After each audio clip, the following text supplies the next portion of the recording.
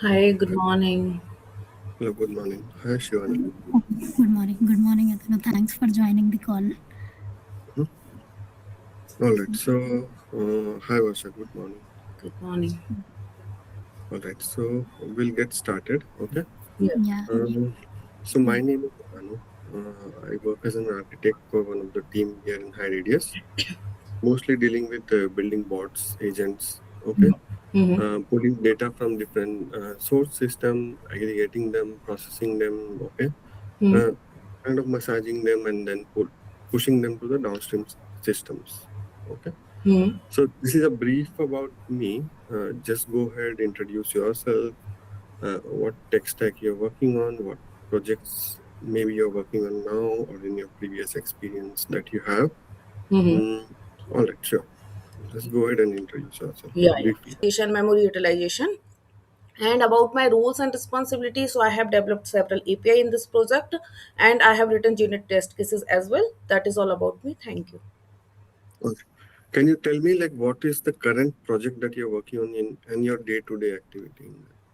Yeah, sure.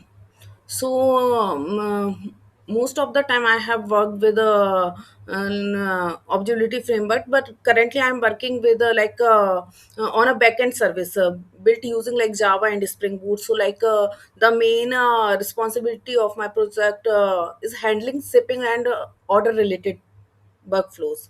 So in my day-to-day work, I mostly work on developing REST APIs and writing business logic and integrating with other system like Kafka for integrating and service layer test cases to make like sure everything is working correctly. All right, okay. Okay. That's fine. And mostly you're working with backend technologies as of now, Yeah, right? right. All right, sure. So let's get started with some basics. And you're working with the Java 8 and above, or Spring Boot, Kafka microservices, correct? Correct. Hmm. Fine. Mm, can you tell me what is a diamond problem? Diamond problem Mhm. it means Java doesn't support multiple inheritance in Java. So it means we can say a diamond problem happens in multiple inheritance when goes inherit from two classes and both of those classes inherit from the same parent class. So there will be ambiguity will be occur. So about which parent class method should be used. One example if we have a class A has a like method and we have like class B and C both extend that one A class and override that one method and the class D extend both like B and C. So now Mhm. if I call the method from D, so the compiler like gets confused. What So, Yeah. understood. Um, can you tell me how do we solve this diamond problem in Java? Yeah, so with the help of interface we can solve this. Okay, okay, all right. Uh, so, can you tell me what is a functional interface? Function interface it means like inside the interface we can inside the interface like one abstract method it is called function interface. All right. Can you name some examples like that you're using day to day, maybe some functional interfaces, right? Yeah, so function interface is runnable has only run method Mhm. and callable has only call method. Okay. Yeah, so it is function interface. All right. Um, can you tell me, like in interfaces, can we have like a static method? Static method, yeah, so Mhm. inside interface also we can create a static method also in it is introduced in Java 8 we can say in a static method it is a method that belongs to the interface itself, not to be object of the implementing classes. All right. And can we have a private method? Inside the interface, Private. Yeah. inside the interface mm, Yes, we can define inside the interface also private method, but mainly used for like if we define like static or um, complete method, so that time we can use. But interface is 100% abstract methods, right? Can we have a private method then? Yeah, we can use yes, we can use private method also because we can define default method. And how many default methods can we have? Sorry, How many default methods can an interface have? we can define. It depends on us. We can define many default Many. methods. Okay. Yeah. All right. And why do we actually need a default method? Yeah, so inside the interface, we can before Java 8, we can't able to define complete method inside the interface. But with after 8, like we need like default method in interface to add like new functionality without like breaking existing classes. So that's why we need. Okay. Okay. Fine. So let's move forward. Can you tell me the architecture of JVM? JVM architecture. So like inside the JVM, like Java Virtual Machine. So like it is there JDK, JRE also there. So like JVM mainly like stand for Java Virtual Machine. So like it is a abstract machine that provide a like we can say runtime environment. So when we compile a Java program, so like it converts our dot class files. Okay. Yeah. But I'm asking not about the JRE, JDK, anything. Tell me what is there in JVM Yeah, and how so does it work? JVM is a combination of three parts. Like first one is a class loader are there, and like a runtime data address are there, like their heap space, stack space, and Okay. execution engine is also there. So what is different between heap and stack? So inside stack we store like constant variables, Okay. and memory like we store like methods or variables, objects. Then what is the difference? So stack has just a constant. mm, we can say like inside the stack we can store like local variables we can store. All all right. Okay. Uh, so Java is multi-threaded, right? So whenever a new thread is created, so in which space of this memory are they created? Thread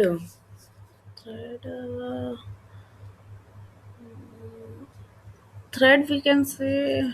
Mhm. I think inside the stack memory. Why? Because each thread has a on stack, that's why. Each thread is on stack. Hmm. All right. Okay. That's fine. Can you explain why do we need a metaspace? Why did we need a metaspace in Java? So meta space we can say like it is a memory area in JVMs where like we can say like class level metadata is stored. So like it contain information like about the classes like class name, methods, fields. All right. Okay. Uh, so do you know how does a garbage collector works? Like how does a GC works? Hmm. So garbage collector helps Java to like remove unused object from the memory. So that's why we use garbage collector, and it use some algorithms like swap method, swap algorithm. Okay, but can you tell me like how many types of generations are there in garbage collector and how do they work? Yeah, so there are two types of generation, like young generation and old generation are there. So young generation we can say like inside it like lot short-lived objects inside it, and old generation it means like inside it like long-lived objects inside it. Okay, but how do they become like short-lived and long-lived? Sorry. How do they become short-lived and long-lived? So like we can say like new objects are created. So we can say im- yeah, so like created like a new object, so we can say like it is a young generation, inside a young generation. All right. Okay. Okay. So what is a predicate? Predicate, it means like it is a filter condition, it return boolean, true or false. Mm-hmm. It Mm-hmm. check the condition mainly. Okay. All right. Um, okay. And can you name some of the data structures that we have in Java which uses fail fast as their like iteration mechanism? Fail fast. Hmm. Has map, Hash map, right? array And list, why link, has set also, linked list also. and why hash map is fail fast? Because when we are trying to iterating the loop, Hmm. that time we are modifying, so it will give a exception, so that's why. And why do we get exception? Because we can say like hasmap uses a hashing mechanism internally, so like it convert the key into a hash value and store it like in a bucket. So instead of searching linearly, it directly jump to the correct location, so that's why. Mhm. Okay, and then how do we solve this fail fast? So with the help of like we have to use concurrent hash map, so with the help of we can. And how does a concurrent hash map work? So concurrent hash map, we can say like there is no blocking are there. It is working like a bucket level lock. Hmm. So Hmm. we can say yeah. So like if two we can say if two objects are equal, like using equal method, so like they must return the same hash code method. But if hash code are same, object don't have be equal. Okay, and you are using Spring Boot, right? Yes. So which version of Spring are you using? mm, 2 point something. I'm asking about Spring version, not Spring Boot version. Spring version. Hmm. Most of the time I have worked with Spring Boot. So Spring Boot doesn't have Spring. Uh, yes, sir. Has. Okay, that's fine. Can you tell me all the stereotypes that we have in Spring Boot? Yeah, so like stereotype annotations, we can say like at the rate component, at the rate configuration, at the rate auto wire. Yeah. Whatever. No, So no, we have sorry, at like the rate at the service, at rate. the rate repository, and at the rate controller, REST controller. These are. All right. So now you mentioned about at the rate repository, right? So imagine I have a user repository, Hmm. okay, Hmm. and it extends this JPA repository, right? Hmm. And we annotate it with at the rate repository. Hmm. Can I replace that at the rate repository with at the rate controller? Mm, yes, so we can at the rate repository, at the rate controller. Mhm. Mm, uh, no, we can't, because we should not replace at the rate repository to at the rate controller, because at the rate repository it means it is a data access layer. While like at the rate controller, we can say like it used for like handling HTTP requests. Mhm. So Mhm. yeah, so it is we can say like totally different. We both. So what will happen in this case? If I still annotate it, what will happen? Mm, so that time Spring confuse because we are writing So will inside your Spring Boot start or it won't start? Spring would start. Mhm. but Okay. confusion is there because we use instead of at the rate repository we are using at the rate controller. So there maybe Spring Boot behave like it is a controller layer. They are like HTTP methods should be there, but they are like we are performing database operations. All right. Okay. Okay. Okay. And can I annotate it with then at the rate component? Yes, with the yeah, at the rate component we can. That time we won't face any issue, is it? We can say like at the rate component is a specific annotation. So we can say Mm-hmm. like it tell to the Spring like it is a Spring Bean. So all Mm-hmm. the things manage Spring, like create object and all things. All right. Um, uh, can you tell me how do you handle your exceptions in your Spring Boot? Yeah, so in Spring Boot we can handle exception globally, handle exception with the help of at the rate controller advice annotation we use, and at the rate exception handler also we use for define specific exception, and we can create a custom class also. Mm-hmm. Yeah, so there we can create one constructor, and inside constructor we can pass any message whatever we want to give, and inside constructor we call super exception constructor. Okay. Okay. All right. And you mentioned you're using at the rate controller advice, is it? Hmm. So what is an advice? So it is this annotation is mainly used for like handling global exception. So Okay. that's Okay. why this one annotation we are using. So yeah, so that's why we are using. But I understand. But what is an advice in that? Mm, so yeah, so instead of writing like same code again and again, Mhm, so there mhm. we are using AOP concept. Okay. So AOP, can you tell me what is a join point? Joint point, yeah, so it is a Mhm. we can say like actual method execution point we can say. And what is a point cut?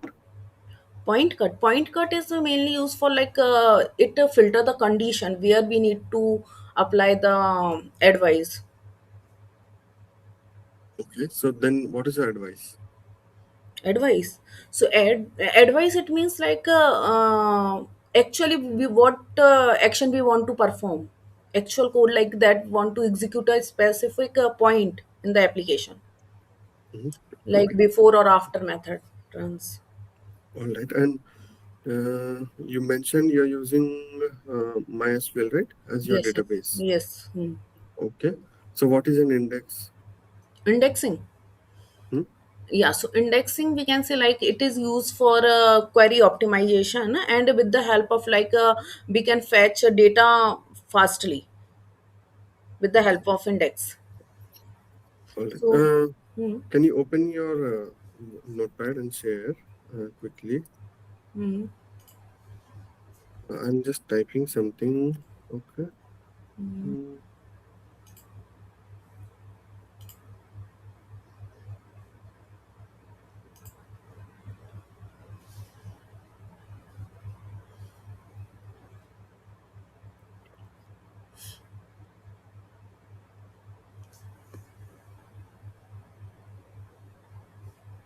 So I have three tables, right? One is user table, like which has the user ID and the name. hmm, I have a project table which has all the projects, like their IDs and what kind of project they are, like, and the name. hmm, And we have a project association, like a single user or a single user or an employee, you can take it, can work on multiple projects. Okay. hmm, So in the project association, you will just have your user ID and with which project you are tagged with. hmm, hmm, Okay. hmm. Can you write me a very simple query to mm, mm, to find out all the employees who are working on more than two projects? Okay, all the employees working on more than two projects. Okay, okay. Working on more than two projects. Hmm. Yeah, so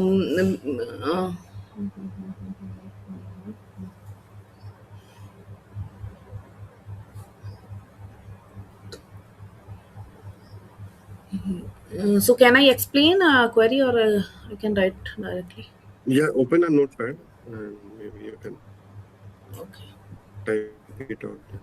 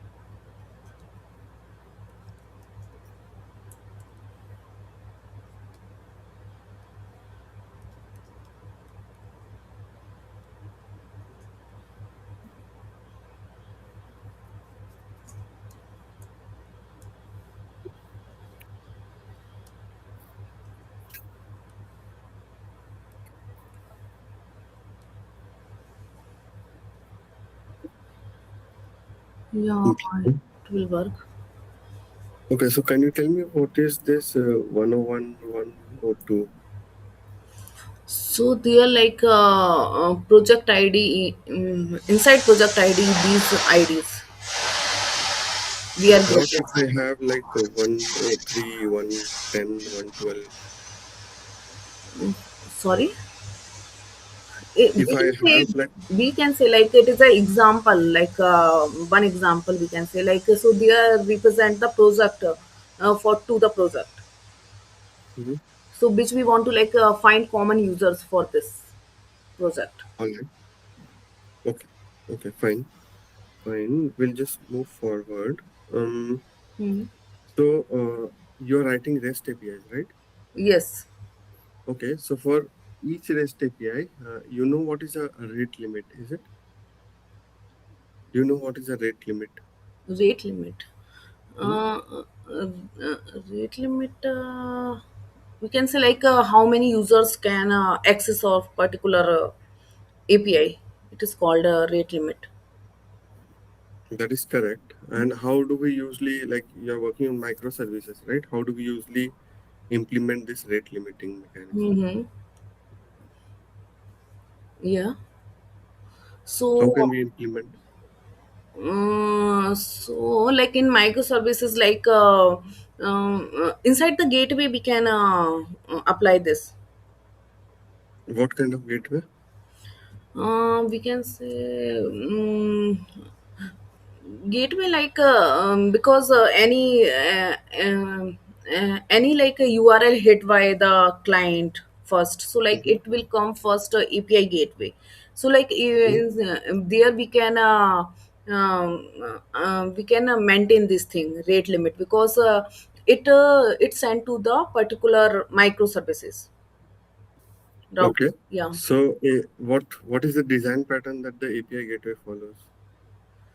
So in inside microservices, we use like Saga design pattern and Yeah, I circuit understand. breaker. I am asking about API gateway. So what is the design pattern that is not microservice pattern? Mm-hmm. What is the API design pattern? So API design pattern, we can say like it is a entry point. Entry points like so. Uh, yeah, it is also a one design pattern, we can say. So it Like handle which like one? it handles the, we can say like it handle all the client requests and routes them to the like appropriate backend services. All right, but what is the design pattern that the API gateway follows? Uh, so there are like two design patterns are there. One is proxy and second one I don't know. I forgot name. Hmm. All right. Okay. So imagine we don't have multiple instances, okay? Uh, or even if we have, okay, go with a single instance Spring Boot, and we don't have a API gateway, Mm-hmm. all right? And we have a API known as get products, get slash products, okay, which is a get request with products. Mm-hmm. So in a single, like in 1 hour, I just want to allow only 1,000 requests. Mm-hmm. So can you just like on high level design this and tell me like how we'll be able to handle this in on the Spring Boot level, or how do you want to handle it? So we won't be having any API gateway for this. Mm, okay. So yeah, so we can say like high level design. We can say like clients calls, like suppose get product method. So like Mhm. a request goes through the filters, we can say, and after then like we check the current request count, and if any limit are there, like we can say less than 500, so we allow like that. Where do And we if keep this count? sorry. Where do we keep this count? Can you just whiteboard it or write something like where do we keep this count? Yes. Or maybe you can just tell me like what data structure we'll be following. Hmm. So, like, firstly, like, I create a class like rate limiter class, and Mhm. like annotate it at the rate component, and extend. We have to extend one interface for this class. Sorry. Okay, what interface or class? So like that one once per request filter. Okay, and what do you do inside the this rate limiter? Rate limit. Mm, so like we can mm, so like when request like come, so like firstly we check like what check like current time and like increment request counts. If like count like less than equals to like 500, so we can say like allow the request. If count like greater than 500, so like we can block that one request. And where do we keep all this data that you're telling, right? Like the count and all, where do we keep it? So like we have to create one condition for this, like if condition like current time and start time like greater than we have to pass the time, particular time. So like with the help of we can, and we can say like a singleton sorry, single instance, we can say like use in memory storage, like we can say concurrent hash map. Okay, so in concurrent hash map, you will be keeping this, is it? And what is the like the data types that this hash map has? Primitive data type only we use. Okay, all right. Okay, okay. Mm, okay, all right. So imagine this is the second question. Imagine I have like millions of documents, okay? Mm-hmm. And my system, what it does is like this processes these documents, and it just parses some data out of it. Like maybe I have some invoices. Okay, Mm-hmm. from invoice I just get the seller, buyer, the items, and the total amount or something. Okay, Mm-hmm. Mm-hmm. can you just on high level design using any microservices pattern that you want? How can I process this 1 million uh, like documents in a very performant and resilient way? Okay. Okay. Mm-hmm. So for this, Like you can tell me what microservices you will be using, what patterns, or how you will try to mm-hmm. like make it better perform. Mm-hmm. So we can say like to process 1 million documents. So like we can use event driven like Kafka. We can use microservices architecture. We use so like with the help of we can easily like scale it and uh, yeah. So with the help of we can do so like we use like upload documents and process event to like in a queue format, and after that like message with the help of Kafka like we allow like parallel processing also with the help of Kafka. And where will you? Okay, so how many microservices are there first of all? Microservices. This, so they are like we can say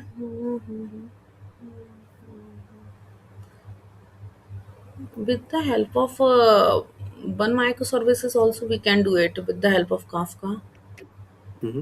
Yeah, so like we create multiple classes inside it. Like first one like we create a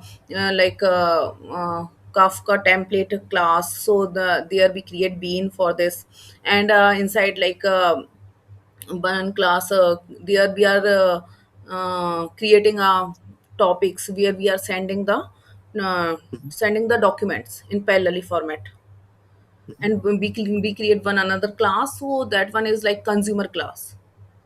So Hmm. the that has a annotated like a Kafka listener. So with the help of we can consume, and inside the application dot property file we have to configure Kafka. So with the help of we can do it. Okay, so you're speaking about consumer now. So imagine uh, I have a. So what do you send in Kafka first of all? Sorry, I What will can. you send? What will you send in Kafka? Okay. So inside like Kafka template is there, one class is there. So there one method, send method. So inside method we passes the messages inside that one topic. So for our use cases, what will you pass in that Kafka topic? JSON format, yeah, we can pass. JSON format, what? Like we have documents, Documentation, right? yeah, document. So whole document will be sending to Kafka. Yes, we can like we have to like a document can be long, large, so we have to we can say like a part of that one document, and then we can pass off a But topic. you mentioned like it will be JSON, right? So whether we send a JSON or a document in Kafka. Most of the time, like I have worked so in Kafka, I have used JSON. Hmm. Hmm. Yeah, so we parse JSON, so that's why I am telling. Okay, okay, fine. Imagine you just send a document also in Kafka. Mm, Okay, which is not possible. Only JSON you can pass. okay. Okay. Mm, So imagine that you have sent it, okay, and the consumer picked it up and it is processing the document. I mean, by processing, I mean like it is parsing, it is getting all the buyers, sellers, okay, mm-hmm. in however method we want to get. But at that moment, your instance goes down. Mm-hmm. Okay, so what will happen with your document? What will happen to the document? It means like consuming time instance. Like it is processing the document, but your instance goes down. Maybe because of some XYZ reason. It is Mhm. because out of memory or something, Mm-hmm. Kubernetes just terminated that pod, okay, Mm-hmm. Mm-hmm. or you started a new deployment or something. So what will happen to your document? Yeah, so we can say like in this case, like document will not be lost because we designed the system to be like fault tolerance using Kafka. So like when like a consumer picks a message and it should not acknowledge, so like it immediately. So we can say like only after successful processing we send a acknowledgement. Okay, okay, all right, okay. Mm, okay, that's fine. And currently you're working with Coforge, right? Yes. Since when have you been working with Coforge? From July. July of last year, right? And why do you want to leave Coforge so early? Because when I joined, so I mapped one project, but unfortunately that project was on hold. So there are no other opportunities. So that's why I have to left Coforge. Oh, so you already left Coforge, is it? Yes, so yes, right. All right, okay. Okay, Varsha, so I think I'm done. Just let me know like what queries, questions that you have. Do you have any questions for me or any kind of like doubts that you have? Yeah, so can you please tell me like if I select, so what is roles and responsibility and what is project is there? Yeah, so project I told you, so we mostly build bots and agents Hmm. which brings data from multiple systems like emails, SFTP, web portals, like Hmm. scraping, all those things. And then we do this kind of parsing, Jason Thompson. and then creating Hmm. any kind of parsing, okay, document parsing or any data parsing, Hmm. transforming them and then putting them to the right systems or letting them flow to the downstreams. Okay, for Okay. this we use like we have different technologies like we use Java, we have Spring Boot, we have a web app which is built on React.js. Hmm. Some are in old XJS also. We use MySQL as a database. Hmm. Uh, few of the services are deployed in Kubernetes. Okay, Hmm. we use Kafka for scaling. Hmm. Few of them are deployed in EC2 with the auto scaling functionality. Okay, okay. Hmm. Okay, and we also have this log monitorings and all like Elk, you have heard Elastic Logstash, Kibana. Hmm. So uh, all those kind of log monitoring and alerting mechanism is there. Okay, Okay, and everything is deployed on cloud, AWS. okay, okay. All right, Hmm. and mostly people here work on writing the business logic, REST APIs on the front end, uh, sometimes on deployments and the infrastructure as well, Mm-hmm. Okay. like kind of a DevOps thing. Mm-hmm. All right. Mm-hmm. Any other questions, queries that you have? Mm, no.